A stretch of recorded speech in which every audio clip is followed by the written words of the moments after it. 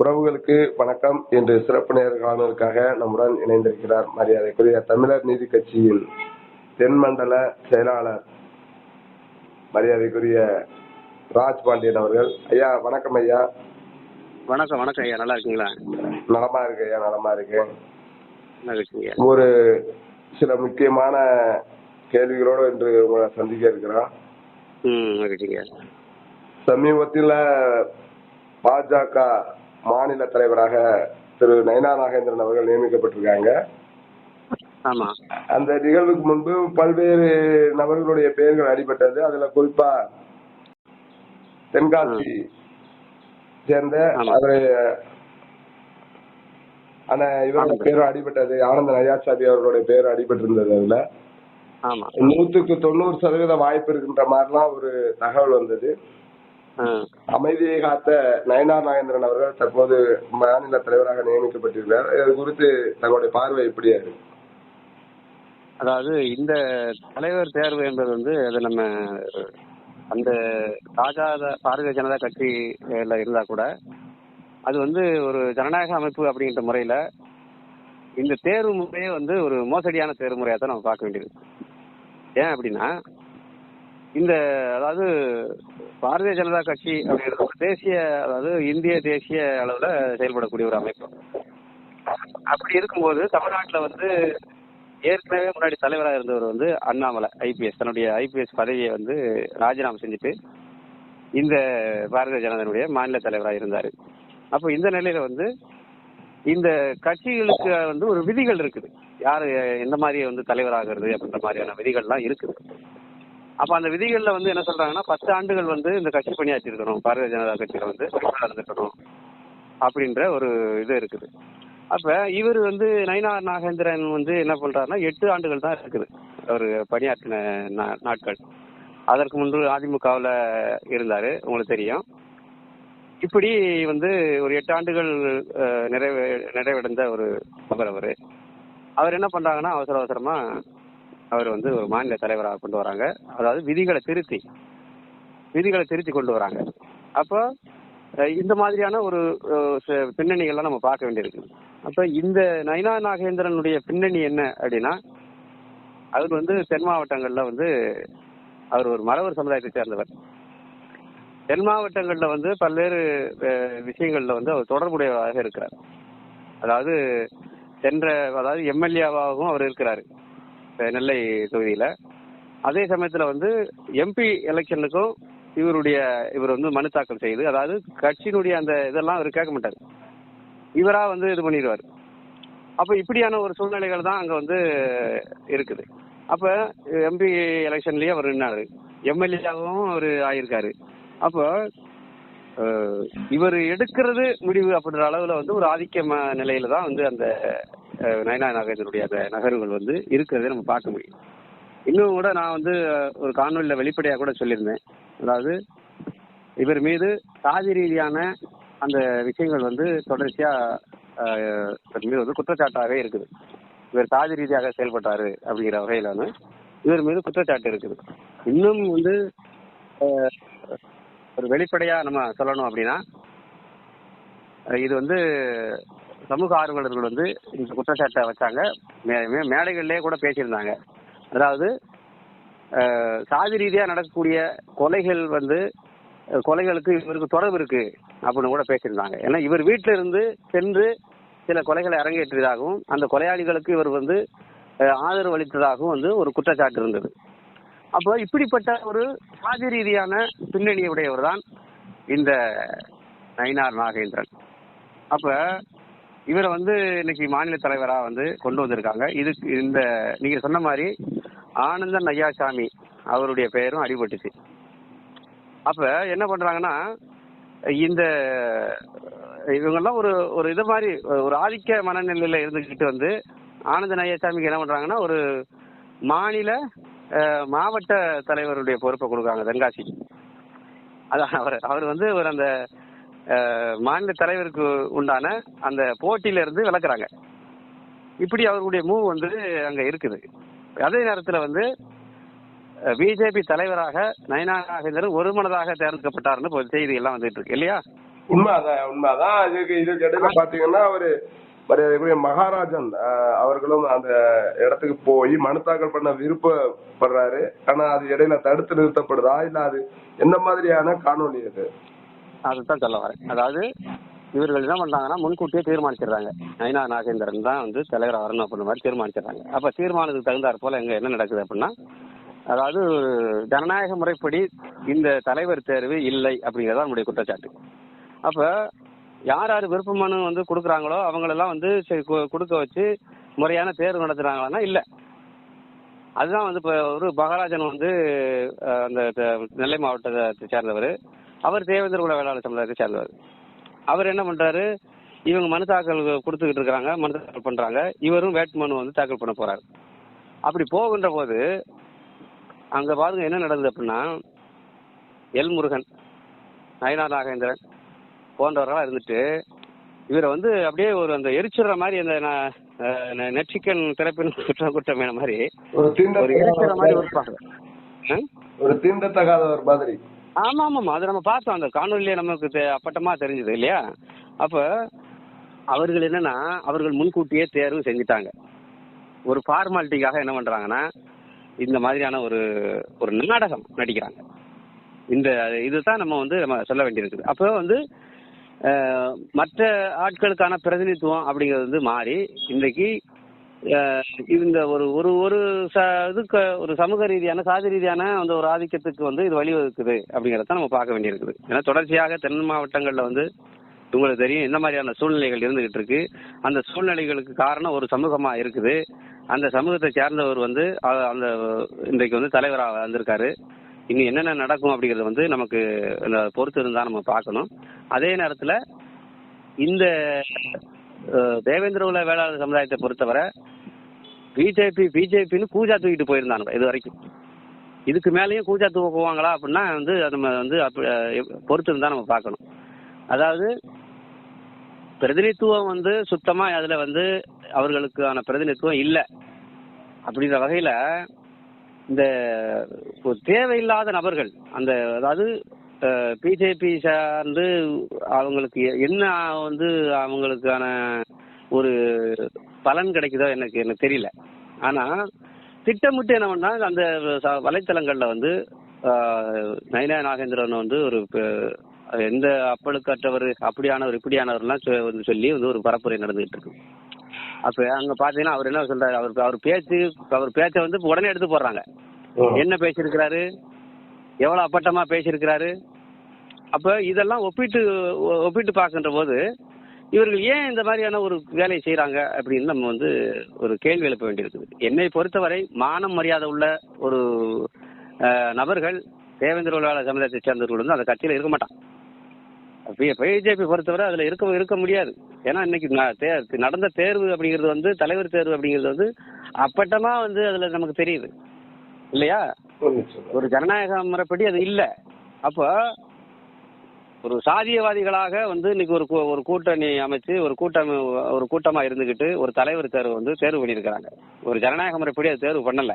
அப்படி இருக்கும்போது இன்னைக்கு வந்து நீ அவன் தலைவரா அவன் இந்த நயினா நாகேந்திரனை தலைவரா ஏத்துக்கிட்டு நீ அதுல பயணிக்கிற அப்படின்னா, அதிலும் குறிப்பாக தேவேந்திர குல வேளாளர் ஒருத்தன் பயணிக்கிறான் அப்படின்னா அவன் கேவலமானவன் அப்படின்னு தான் நான் சொல்லுவேன். அதுல வந்து நமக்கு எந்த மாற்று கருத்து கிடையாது. வெளியே வரணும். என்னை பொறுத்தவரை பாரதிய ஜனதா கட்சியில இருந்து வெளியே வரணும். இன்னும் வெளிப்படையா நான் சொல்லணும் அப்படின்னா இந்த தென்காசி மாவட்டத்துல சங்கர் கோயில் அந்த சுற்று வட்டாரங்கள்ல வந்து தேவேந்திர குல வேளாளர் சமுதாயத்தை சேர்ந்த அமைப்புகள் அந்த ஊர்காரங்கள்லாம் வந்து தீர்மானமே எடுத்திருக்கிறாங்க. நயினா நாகேந்திரனை வந்து நாங்க எங்க நின்னாலும் அவங்களை தோக்கடிக்கிறதுக்கு நாங்க வேலை செய்வோம் அப்படின்ற ஒரு விஷயத்தையும், எல் முருகன் போன்றவர்களை வந்து நாங்க ஊருக்குள்ள விட மாட்டோம், வந்து இங்க வர முடியாது, இனிமே வந்து நாங்க வந்து எங்களுக்கான பிரதிநிதித்துவம் இல்லை அப்படின்னு வந்து வெளிப்படையாக போஸ்டர் எல்லாம் அடிச்சு விட்டிருக்காங்க. பாத்தீங்கன்னா திராவிட முன்னேற்ற கழகத்துல உள்ள முன்னாள் மந்திரி, கட்சியோட மாநில துணை பொதுச் செயலாளர் பொன்முடி அவர்கள் வந்து நீக்கப்பட்டிருக்காங்க. ஆமா, பொன்முடி. இது எந்த அடிப்படையில அவரை நீக்கம் பண்ணிருக்காங்க, என்ன காரணம்? அதாவது அவர் வந்து ஒரு திராவிட கழக மீட்டிங்ல வந்து பேசும்போது அவர் என்ன சொல்றாருன்னா, அந்த கடவுள் மறுப்பு சார்ந்து வந்து அந்த திராவிட கழக மேடைகளில் வந்து பேசப்படும். அப்படி பேசும்போது அவங்க என்ன பண்ணுவாங்கன்னா, இந்த அந்த கிண்டலாக வந்து கடவுள்களை இந்த மாதிரி விஷயங்கள்ல வந்து கிண்டல் பண்ணி பேசுவது வழக்கம். அப்படி ஒரு இது வரும்போது அது வந்து அதை வந்து பொன்முடி வந்து ஒரு முன்னுதாரணமா வச்சு பேசுறாரு. நாங்க அந்த நேரங்களில் வந்து இந்த விபச்சார விடுதிகளில் இருக்கக்கூடிய அந்த பெண்கள் விலை மாதுகள் வந்து எப்படி சொல்லுவாங்க அப்படிங்கிறது வந்து இவர் வந்து, ஏன்னா அந்த அது சார்ந்து இவர் பழக்கப்பட்டதுனால அப்படி சொல்றாரோ அப்படிங்கிறது வந்து நம்ம வந்து அப்படி எடுத்துக்கலாம். இவங்க எல்லாமே அந்த மாதிரியான ஒரு இடங்கள்ல இருந்து வசிச்சுக்கிறாங்க, அல்லது வந்து அந்த மாதிரியே வந்து பழக்கப்பட்டு இருக்காங்க அப்படிங்கிறது வந்து அவங்களுடைய வாழ்வியல் முறை எப்படி இருக்கு அப்படிங்கிறது வந்து நம்ம இப்படி எடுத்துக்கலாம். அப்ப அவர் என்ன சொல்றாருன்னா, சைவமா வைணவமா அப்படின்ற மாதிரி ஒரு விஷயத்தை அந்த இதை இது தொடர்புபடுத்தி, சைவம்னா பட்டை அடிப்பாங்க படுத்துக்கிட்டு, வைணவம்னா நாம அடிப்பாங்க அது நின்றுக்கிட்டு அப்படின்ற ஒரு பொச்சையான ஒரு விஷயங்களை வந்து ஒரு முன்னுதாரணமா கொண்டு வந்து அவர் பேசுறாரு. அந்த விலை மாதுக்களுடைய அந்த நிலைகளை இந்த மதங்களை வச்சு, வைணவம் சைவம் இந்த மாதிரி விஷயங்களை வச்சு அவர் பேசுறாரு. அப்படி பேசும்போது அது வந்து சர்ச்சையாகுது. கனிமொழி உட்பட எல்லாரும் வந்து அவங்க இதுக்கு வந்து கண்டனம் தெரிவிக்கிறாங்க. அவர் உடனடியாக அதுல இருந்து நீக்கப்படுறாரு. பொன்முடி வந்து சர்ச்சையா பேசுறது வந்து இது முத முறை கிடையாது. பல முறைகள் வந்து சர்ச்சையா பேசியிருக்கிறாரு. ஒரு ஒரு மேடைகள்ல வந்து ஒரு அம்மா, ஒரு பட்டியல் சமுதாயத்தை சேர்ந்த ஒரு அம்மா இருக்காங்க, பப்ளிக்காவே பேசுறாரு, நீ எசி தானே அப்படின்னு அவர் கேட்கிறாரு. அப்போ வந்து இன்னொரு மேடையில் என்ன பண்றாரு, ஓசி பஸ்ல நீ எல்லாம் போறிய எனக்கா ஓட்டு போட்ட அப்படின்றாரு. இதை விட இந்த மாதிரியான தொடர்ச்சியான பேச்சுகள் வந்து பொன்முடியினுடைய பேச்சுகள் வந்து ஒரு சர்ச்சையை தோன்ற விதமாகவும் ஒரு அபத்தமாகவும் இருக்கும். அதாவது விட அரசியல் ஒரு அனுபவம் இல்லை என்று கூட நம்ம சொல்லலாம். அப்ப அனுபவம் இல்ல, அது வந்து வக்கரம், அது வக்கர புத்தி அப்படிம்பாங்க. அப்ப வேணும்னே பேசுற மாதிரி, வேணும்னே பேசுறவன் தான் அவன் வந்து அவனுக்கு என்ன மரியாதை இருக்கு அவனுக்கு? அவன் வந்து கோடிக்கணக்கான சொத்துக்களை வந்து கொள்ளையடிச்சு வச்சிருக்கான். தமிழ்நாட்டுடைய சொத்துக்களை, பதவிகளை வச்சு ஒரு சாதாரண பேராசிரியரா வந்து இருந்தவர் இன்னைக்கு பல கோடிக்கு சொந்தக்காரன். இது எல்லாம் என்ன காரணம்? மக்களுடைய பணம், மக்கள் பணத்தை கொள்ளையடிச்சு, மண்ணை கொள்ளையடிச்சு, மலைகளை கொள்ளையடிச்சு சேர்த்த சொத்து வந்து அவனை பேச வைக்குது. அந்த சொத்துக்களை புடுங்கிறது தான் இன்னைக்கு அரசு வந்து புடுங்காம அவர் வந்து என்ன நடவடிக்கை எடுக்கிறாங்க, கட்சியில இருந்து அந்த பொறுப்புல இருந்து விளக்குறாங்க. ஏன் அமைச்சர் பதவியில இருந்து விளக்க வேண்டியதானே? அவன் சொத்துக்களை பறிமுதல் செய்ய வேண்டியதானே? எது அவனை பேச வைக்குது? இந்த மாதிரி வக்கரமான பேச்சுக்கள் எது பேச வைக்கிறது? சமீபத்தில் கூட விழுப்புரத்தில் வந்து ஒரு இடத்துல வந்து இவர் வந்து அந்த மழை வெள்ளத்தை சேதத்தை வந்து பார்வையிட போறாரு. அந்த மக்கள் என்ன பண்ணாங்க தெரியுமா? சேர வாரி மூஞ்சில அடிச்சாங்க. இவர் மூஞ்சில, இவர் மகனும். அப்பவே அவன் செத்து இருக்கணும். மக்கள் மத்தியில இருந்து அம்பலப்பட்டு அதாவது அந்நியப்பட்டு போன ஒரு ஆளு தான் இந்த பொன்முடி. அப்போ இவருடைய நோக்கமே என்னங்க? மக்களுக்கு செய்யணும் அப்படின்ற ஒரு நோக்கம் இல்லைங்க இவங்களுக்குலாம். கொள்ளையடிக்கணுங்க, கொள்ளையடிச்சு சொத்து சேர்த்து சம்பாதிச்சிருந்து 4 தலைமுறைக்கு சொத்து சேர்த்தணும் அப்படின்ற ஒரு அந்த எண்ணத்துல தான் இருக்காங்க. தவிர இவங்கெல்லாம் வந்து ஒரு பதவிக்கோ அல்லது வந்து ஒரு மக்கள் சேவைக்கோ தகுதியற்றவர்கள் அப்படிதான் நம்ம சொல்ல வேண்டியிருக்குது. நிச்சயமாயா. அதே போல அதாவது தஞ்சாவூர் மாவட்டம் நடுக்காவேரி கிராமத்துல பாத்தீங்கன்னா ஒரு தேவேந்திரகுல இளைஞர், அதாவது தினேஷ், நீங்க சமூக வலைதளங்கள்ல பாத்திருப்பீங்க. அவரோட சகோதரி கீர்த்தியா வந்து காவல்துறை அலுவலகம் முன்பே வந்து விஷம் அருந்தி இறந்திருக்காங்க. அந்த இறப்புக்கு காரணம் வந்து அந்த ஆய்வாளர், அந்த காவல்துறையினுடைய ஆய்வாளர் திருமதி சர்மிளா தான் காரணம் அப்படின்ற மாதிரி சமூக வலைதளங்கள்ல பேசப்படுது. அதை நம்ம எப்படியா பாக்குறோம்? அதாவது பொதுவாகவே காவல் நிலையங்கள் வந்து எப்படி ஆயிடுச்சு அப்படின்னா, ஒரு லைசன்ஸ் எடுத்த ஒரு கட்ட பஞ்சாயத்து நிலமாக மாறி போச்சு. அவங்களுக்கு வந்து லைசன்ஸ் கொடுத்து கட்ட பஞ்சாயத்து செய்யறதுக்கு வச்ச மாதிரி ஆகிப்போச்சு. இதுல வந்து சிலர் விதிவிலக்கு, சில காவல் நிலையங்கள்ல வந்து உண்மையிலேயே ஆய்வாளர்கள் வந்து முறையா செயல்படுறாங்க, அதுல மாற்று கருத்து இல்லை. ஆனா பல காவல் நிலையங்கள்ல வந்து இதுக்கு வந்து என்னன்னா ஏற்கனவே இருந்த நடைமுறைகள் ஒரு காரணமா இருக்குது. இவர்கள் வந்து ஏற்கனவே வந்து என்ன பண்ணுவாங்கன்னா, அந்த பகுதியில் இருக்கக்கூடிய வருவாய் வரக்கூடிய இல்லீகல் தொழில் செய்யறவன் இருப்பான். இப்போ வந்து உதாரணத்துக்கு கஞ்சா விற்கிறவன் இருப்பான், சாராயம் விற்கிறவன் இருப்பான், மறைமுகமாக இன்னும் சாராயங்கள் நடமாடி கொண்டு இருக்குது, அதெல்லாம் எந்த மாற்று கருத்து இல்லை. அது வந்து டாஸ்மாக்ல இருந்து வாங்கி விற்கக்கூடியவன் இருப்பான். இந்த மாதிரி அந்த மலைகள் கல் உடைக்கிறவங்க இருப்பாங்க, மணல் அள்ளுறவன் இருப்பான். இப்படி வந்து சட்டத்துக்கு புறமான தொழில் செய்கிறவர்கள் வந்து அந்த ஒவ்வொரு காவல் நிலைய எல்லைக்குட்பட்டவர்கள்ட்ட அந்த இதில் வந்து இருக்கும். அப்ப இவர்களை வந்து இவர்கள்ட்ட இருந்து பணம் வசூல் செய்து என்ன பண்ணுவாங்கன்னா அந்த காவல் நிலையத்திலிருந்து பிரிச்சுக்குவாங்க. இதுதான் பெரும்பான்மையாக காவல் நிலையத்தில் நடக்குது. சில தொழிற்சாலைகள்ல இருந்து அந்த பிரச்சனை நடந்துச்சுன்னா அந்த பிரச்சனைக்கு வந்து சமாளிக்கிறதுக்கு காவல் நிலையத்தில் வந்து பணம் கொடுப்பாங்க. இப்படியான வேலைகள் தான் வந்து பல காவல் நிலையங்கள்ல நடந்துகிட்டு இருக்குது. இதை நான் வந்து நிரூபிக்க கூட முன்னால முடியும், அந்த அளவுக்கு வந்து இருக்குது. அப்ப இப்படிப்பட்ட சூழ்நிலையில தான் தஞ்சாவூர் மாவட்டம் நடுக்காவேரி பகுதியை சேர்ந்த தினேஷ் 32 வயசு பையன். அந்த பையன் என்ன பண்ணுறா, அவங்களுக்கு வந்து அவங்க அப்பா வந்து ஒரு டாஸ்மாக்ல இருந்து வாங்கிட்டு வந்து அவரை விற்க சொல்றதுக்கு சில ஆட்கள் வந்து வாங்கி கொடுத்து அவர் விற்கக்கூடிய ஒரு சூழ்நிலை இருக்குது. அப்போ என்ன பண்றாரு, இந்த பையன் வந்து தட்டி கேட்கிறாரு. தட்டி கேட்கும்போது இதை வந்து மறைமுகமாக வந்து அந்த வியாபாரம் செய்யக்கூடிய அந்த நபர்கள்லாம் என்ன பண்றாங்கன்னா, தினேஷ் வந்து ஒரு எதையும் தட்டி கேட்கக்கூடிய நபரா இருக்கிறாரு, அப்ப அவர் மீது வந்து நம்ம அவரை வந்து முடக்கணும் அப்படிங்கிற வகையில் என்ன பண்றாங்கன்னா, காவல் நிலையத்தில் வந்து ஒரு ஏற்கனவே காவல் நிலையத்தில் இவர் மீது வந்து புகார் இருக்கு. இப்போ வந்து தொடர்ச்சியாக வந்து புட்டப் கேஸ் எல்லாம் போடுவாங்க.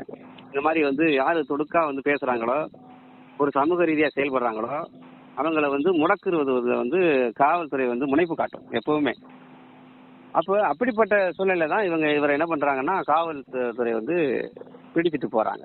பிடிச்சிட்டு போனவொடனே என்ன காரணத்துக்காக பிடிச்சிட்டு போறீங்க அப்படின்னு வந்து அந்த தினேஷோட அக்கா தங்கச்சிகள் ஒரு 2 பேர் போய் முறையிடுறாங்க. அங்கே போய் ஸ்டேஷன்ல முறையிடும் போது அந்த காவல், அதாவது நடுக்காவேரி பகுதியை சேர்ந்த அந்த காவல் ஆய்வாளர் சர்மிளா என்ன பண்றாங்கன்னா, ரொம்ப கேவலமா அந்த பெண்களை வந்து திட்டுறாங்க.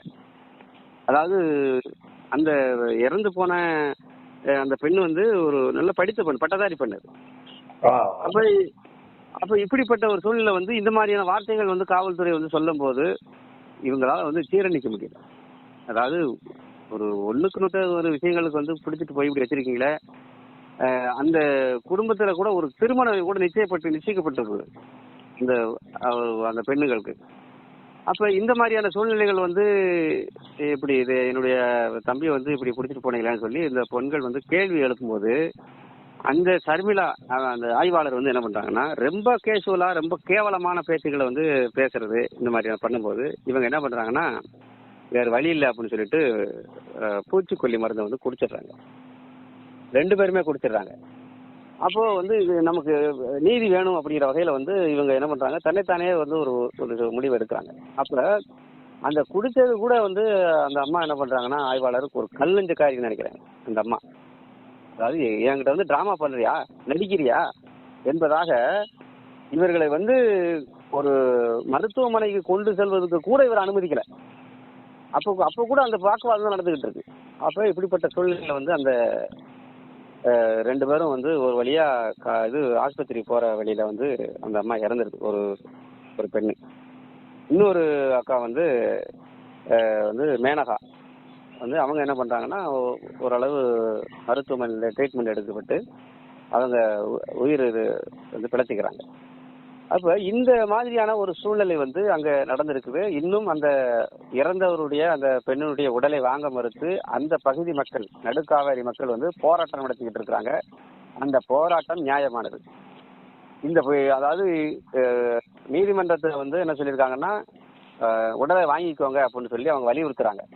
அதாவது சம்பந்தப்பட்ட அந்த சர்மிளா வந்து இவ்வளவு பிரச்சனைகளுக்கும் ஒரு காரணமா வந்து இருந்திருக்குது அந்த ஆய்வாளர் என்ன பண்றாங்கன்னா, காத்திருப்பு பட்டியலுக்கு அனுப்புறாங்க.